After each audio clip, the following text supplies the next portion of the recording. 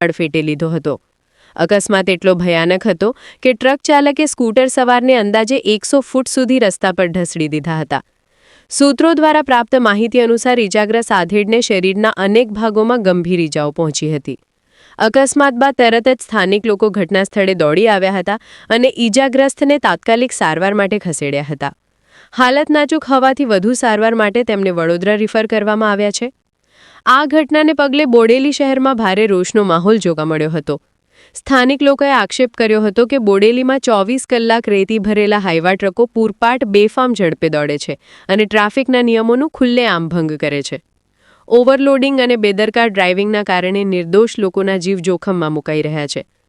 અકસ્માત બાદ પોલીસ તાત્કાલિક ઘટના સ્થળે પહોંચી હતી અને ટ્રાફિક વ્યવસ્થા પુનઃસ્થાપિત કરી હતી તેમજ વધુ તપાસ હાથ ધરી હતી, જેને લઈને પોલીસની કામગીરીને લોકો દ્વારા સરાહના કરવામાં આવી હતી। જો કે લોકોમાં એવી ચર્ચા પણ જોર પકડી રહી છે કે અનેક વખત હાઈવા ચાલકો કાયદાનો ભય રાખતા નથી અને ઓવરલોડિંગ છતાં બેફામ ગતિએ વાહન દોડાવે છે। સ્થાનિક લોકોએ તંત્ર સામે તાત્કાલિક પગલાં લેવાની માંગ કરી છે।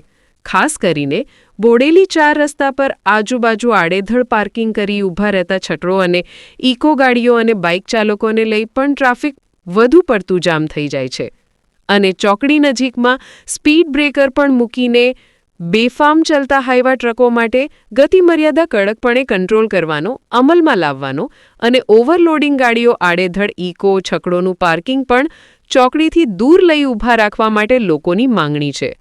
પાર્કિંગની સમસ્યા સામે કડક કાર્યવાહી કરવાની માંગ ઉઠી છે। હાલ પોલીસ દ્વારા અકસ્માત અંગે વધુ તપાસ હાથ ધરાઈ છે અને ટ્રક ચાલક વિરુદ્ધ કાયદેસરની કાર્યવાહી કરી આગળની તપાસ ચાલુ કરી છે। રિપોર્ટર હબીતુલ્લા મકરાણી, બોડેલી।